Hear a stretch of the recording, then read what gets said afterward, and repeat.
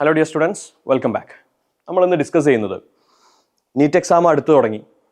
ജനുവരി, ഫെബ്രുവരി, March, April, May 5-ന് NEET 2024 നടക്കും. നിങ്ങൾ ചാപ്റ്റേഴ്സൊക്കെ ഏറെക്കുറെ പഠിച്ചു കഴിഞ്ഞിരിക്കും. അതിലുള്ള ക്വസ്റ്റ്യൻസൊക്കെ കുറേയൊക്കെ വർക്കൗട്ട് ചെയ്തിരിക്കും.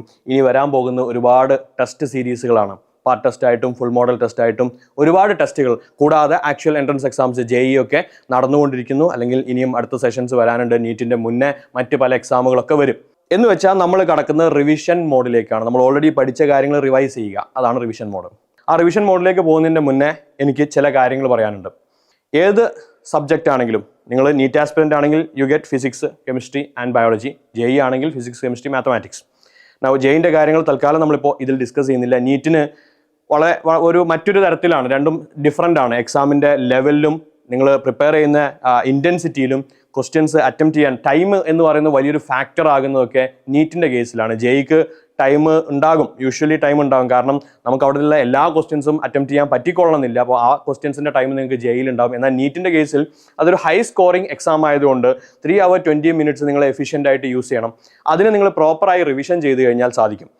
റിവിഷൻ്റെ കേസിൽ ഒരുപാട് അബദ്ധങ്ങൾ പല കുട്ടികളും ചെയ്യാറുണ്ട്. First of all, biology, chemistry, physics, ഇതിൽ കെമിസ്ട്രിയും ഫിസിക്സും മോസ്റ്റ്ലി നിങ്ങൾ എല്ലാവരും ക്വസ്റ്റ്യൻസ് വർക്കൗട്ട് ചെയ്യുന്നുണ്ടാവും. Okay, physical chemistry.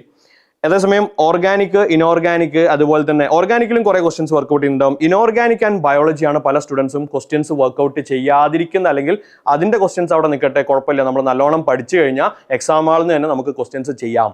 എന്നാൽ ബയോളജിയിലൊക്കെയുള്ള ക്വസ്റ്റ്യൻസ് പലപ്പോഴും കൺഫ്യൂസ്ഡ് ആക്കി കളയും. നിങ്ങൾക്ക് 4 ഓപ്ഷനിൽ 2 മാത്രം ഒഴിവാക്കാൻ പറ്റും, മറ്റേ 2 എന്ത് ചെയ്യണം എന്നറിയാതെ 50-50 ചാൻസ് എടുക്കുന്ന ഒരു അവസ്ഥയിലേക്കൊക്കെ വരാൻ ക്വസ്റ്റ്യൻസ് ഒരുപാട് പ്രാക്ടീസ് ചെയ്യാത്തത് കാരണമാകും. എനിവേ, ഇതുവരെ നിങ്ങൾ ക്വസ്റ്റ്യൻസ് പ്രാക്ടീസ് ചെയ്തില്ലെങ്കിൽ ഇനി മുതലെങ്കിലും ഒരുപാട് ക്വസ്റ്റ്യൻസ് പ്രാക്ടീസ് ചെയ്യാൻ ശ്രമിക്കണം.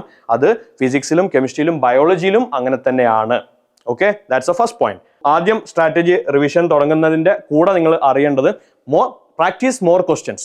നിങ്ങൾക്ക് എത്രത്തോളം ക്വസ്റ്റ്യൻസ് പ്രാക്ടീസ് ചെയ്യാൻ പറ്റുമോ അത്രത്തോളം ക്വസ്റ്റ്യൻസ് പ്രാക്ടീസ് ചെയ്യാം. സബ്ജക്റ്റിന് സെപ്പറേറ്റ് റിവിഷൻ സ്ട്രാറ്റജീസ് ഒന്നും ഇല്ലെന്നാണ് എൻ്റെ അഭിപ്രായം. എല്ലാ സബ്ജക്റ്റുകൾക്കും ബേസിക്കലി പഠിക്കുന്നത് ഒരാളാണ്, പഠനം തന്നെയാണ് നടക്കുന്നത്. എന്നാൽ നിങ്ങൾ എഴുതാൻ പോകുന്ന എക്സാമിൽ മൾട്ടിപ്പിൾ ചോയ്സ് ക്വസ്റ്റ്യൻസ് ആണ്. ബയോളജി ആണെങ്കിലും ഫിസിക്സ് ആണെങ്കിലും മൾട്ടിപ്പിൾ ചോയ്സ് ക്വസ്റ്റ്യൻസ് ആണ്. നിങ്ങൾ വർക്കൗട്ട് ചെയ്യുന്ന രീതി വ്യത്യാസം ഉണ്ടെങ്കിലും പഠിക്കുന്ന രീതി ഏറെക്കുറെ സെയിം ആണെന്നാണ് എൻ്റെ അഭിപ്രായം. ഫസ്റ്റ് ഓഫ് ഓൾ, റിവിഷൻ സ്ട്രാറ്റജിയിലേക്ക് നിങ്ങൾ എങ്ങനെ റിവൈസ് ചെയ്യണം എന്ന് പറയുന്നതിന് മുന്നേ, പലരും ചെയ്യുന്ന റിവിഷൻ ഹൈലൈറ്റിങ്ങും ടെക്സ്റ്റ് ബുക്ക് നോക്കി നോട്ടുകൾ ഉണ്ടാക്കുന്നതും, അഥവാ ബയോളജിൻ്റെ ഒക്കെ കേസിൽ വെറും ടെക്സ്റ്റ് ബുക്ക് വായിക്കുന്നതുമാണ്. എന്നാൽ അങ്ങനെ അല്ല, അല്ലെങ്കിൽ അതിൻ്റെ ആ രീതിയിലല്ല നിങ്ങൾ റിവിഷൻ ചെയ്യേണ്ടതെന്നാണ് എൻ്റെ അഭിപ്രായം. ഫസ്റ്റ് ഓഫ് ഓൾ, നിങ്ങൾ ആലോചിക്കാം, മേ ബി തുടക്കത്തിൽ പഠിച്ചൊരു ചാപ്റ്റർ, ഫോർ എക്സാമ്പിൾ ബയോളജിയിലെ ബയോളജിക്കൽ ക്ലാസിഫിക്കേഷൻ ഏറ്റവും തുടക്കത്തിലൊരു ചാപ്റ്ററാണ്. ആ ചാപ്റ്റർ നിങ്ങൾ ഇപ്പോൾ അടുത്ത കാലത്തൊന്നും റിവൈസ് ചെയ്ത് നോക്കിയിട്ടില്ല. നിങ്ങൾക്കൊരു 100 ക്വസ്റ്റ്യൻസ് ബയോളജിക്കൽ ക്ലാസിഫിക്കേഷനിൽ നിന്നൊരു ക്വസ്റ്റ്യൻ പേപ്പർ അങ്ങ് തന്നു കഴിഞ്ഞാൽ നിങ്ങൾക്ക് അതിൽ എത്ര എണ്ണം കൺഫ്യൂഷൻ ഒന്നും ഇല്ലാതെ അറ്റംപ്റ്റ് ചെയ്യാൻ പറ്റും? മേ ബി ഒരു 50 questions out of 100, may be ഒരു 60, മേ ബി ഒരു 70 ക്വസ്റ്റ്യൻസ് ഔട്ട് ഓഫ് 100. ബാക്കി 30 ക്വസ്റ്റ്യൻസ് ഒക്കെ നമുക്ക് കണ്ടുപരിചയം ഉണ്ടാവും, but we cannot decide the answer. 50-50 ആയിട്ടോ അല്ലെങ്കിൽ എവിടെയോ കണ്ടുപരിചയമുണ്ട്, കൃത്യമായിട്ട് ഓർമ്മയില്ലാത്തതോ ഒക്കെ ആയിട്ട് വരും. കണ്ടുപരിചയം എന്ന് പറഞ്ഞു കഴിഞ്ഞാൽ ഇതൊക്കെ നമ്മുടെ മെമ്മറിയിലേക്ക് പോയിട്ടുണ്ട്, പക്ഷേ we cannot reproduce it or recall it. നമുക്ക് ആ മെമ്മറിയിൽ നിന്ന് തിരിച്ചെടുക്കാൻ പറ്റുന്നില്ല. അപ്പം മെമ്മറിയിലേക്ക് പോയതുകൊണ്ട് കാര്യമില്ല, നമുക്കത് തിരിച്ചെടുക്കാൻ പറ്റുന്നത് മാത്രമേ നമുക്ക് എക്സാം ഹാളിൽ യൂസ്ഫുൾ ആവുകയുള്ളൂ. അപ്പോൾ നിങ്ങൾ ആ 100 ക്വസ്റ്റ്യൻസിൽ ഒരു തരത്തിലുള്ള പ്രിപ്പറേഷനും ഇല്ലാതെ നിങ്ങൾക്കൊരു 70 അല്ലെങ്കിൽ ഒരു 60 ക്വസ്റ്റ്യൻസ് അറ്റംപ്റ്റ് ചെയ്യാൻ പറ്റിയെങ്കിൽ, കറക്റ്റായി എങ്കിൽ, ആ 60 ക്വസ്റ്റ്യൻസ് നിങ്ങളുടെ ലോങ് ടേം മെമ്മറിയിലുള്ളതാണ്. അത് എവിടെയും പോകാൻ പോകുന്നില്ല, അല്ലെങ്കിൽ അത് നഷ്ടപ്പെട്ടു പോവില്ല. ബാക്കി 30 അല്ലെങ്കിൽ 40-50 ക്വസ്റ്റ്യൻസിനാണ് നിങ്ങൾ കൂടുതലായിട്ട് സ്ട്രെസ് കൊടുക്കേണ്ടത്.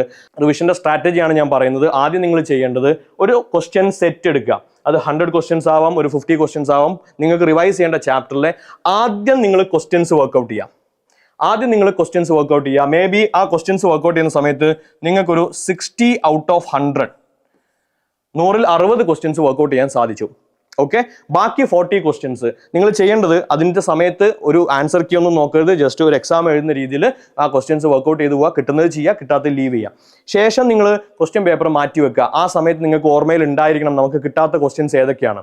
ഫോർ എക്സാമ്പിൾ ബയോളജിക്കൽ ക്ലാസിഫിക്കേഷൻ ആണ് നമ്മൾ എടുക്കുന്ന ചാപ്റ്റർ എങ്കിൽ അതിൽ ഏതൊക്കെ പോയിന്റുകൾ നമുക്ക് കണ്ട് ഓർമ്മയുണ്ട് പക്ഷേ ക്വസ്റ്റ്യൻ ചെയ്യാൻ പറ്റുന്നില്ല, അങ്ങനെയുള്ളത് ക്വസ്റ്റ്യൻ പേപ്പർ മാറ്റി വെക്കുക.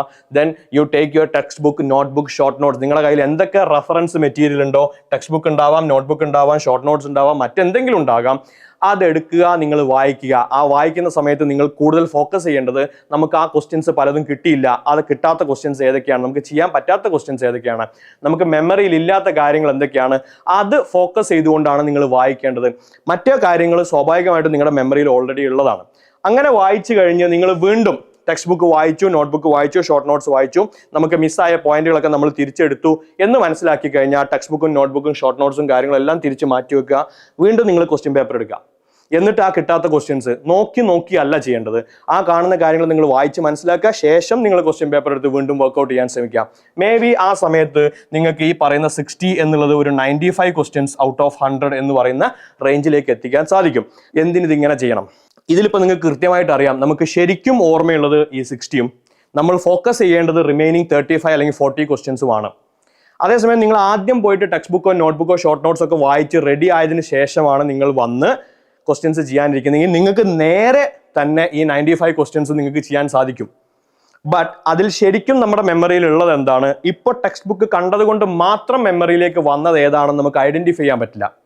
നിങ്ങൾക്ക് ആദ്യം തന്നെ നേരിട്ട് ക്വസ്റ്റ്യൻ ചെയ്യുമ്പോൾ തന്നെ if you get 95 out of 100 that means നിങ്ങൾക്ക് എന്ത് ചെയ്യാം, നിങ്ങൾക്ക് ഓൾറെഡി നിങ്ങൾ ആ ചാപ്റ്ററിൽ എക്സ്പേർട്സ് ആണ്, നിങ്ങൾക്ക് ഒരുപാട് കാര്യങ്ങളൊന്നും മിസ്സിംഗ് ഇല്ല എന്ന് മനസ്സിലാക്കാം. അതേസമയം നിങ്ങൾ എന്തൊക്കെ കാര്യങ്ങളാണ് ഫോക്കസ് ചെയ്യേണ്ടത്, നമുക്ക് എത്രത്തോളം അറിയില്ല എന്ന് കൃത്യമായി മനസ്സിലാക്കി വേണം നിങ്ങൾ റിവിഷൻ ചെയ്യാൻ. അത് മാത്രമല്ല, ഈ രണ്ട് കേസിലും ആദ്യം ക്വസ്റ്റ്യൻ ചെയ്യുമ്പോൾ നമ്മൾ ടെക്സ്റ്റ് ബുക്ക് നോക്കിയിട്ടല്ല ചെയ്യുന്നത്. രണ്ടാമത്തെ പ്രാവശ്യം ക്വസ്റ്റ്യൻ ചെയ്യുമ്പോൾ ടെക്സ്റ്റ് ബുക്ക് നോക്കി വായിച്ചു മനസ്സിലാക്കി ശേഷം നമ്മൾ അത് എടുത്തു വെച്ച് വീണ്ടും നമ്മൾ ക്വസ്റ്റ്യൻ പേപ്പർ മാത്രം വെച്ചാണ് ചെയ്യുന്നത്. അപ്പോൾ രണ്ട് കേസിലും നമ്മളിത് മെമ്മറിയിൽ നിന്നാണ് വർക്ക്ഔട്ട് ചെയ്യുന്നത്.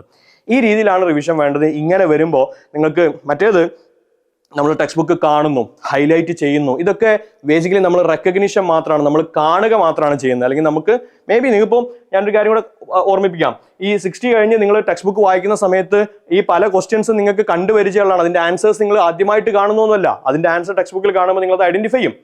കാണുമ്പോൾ ഐഡന്റിഫൈ ചെയ്യാൻ പറ്റിയാൽ പോരാ. കാരണം NCERT ടെക്സ്റ്റ് ബുക്ക് കാണിച്ചിട്ട് ഇത് അറിയോ എന്നല്ലല്ലോ നമ്മളെ നീറ്റ് എക്സാമിന് ചോദിക്കുന്നത്.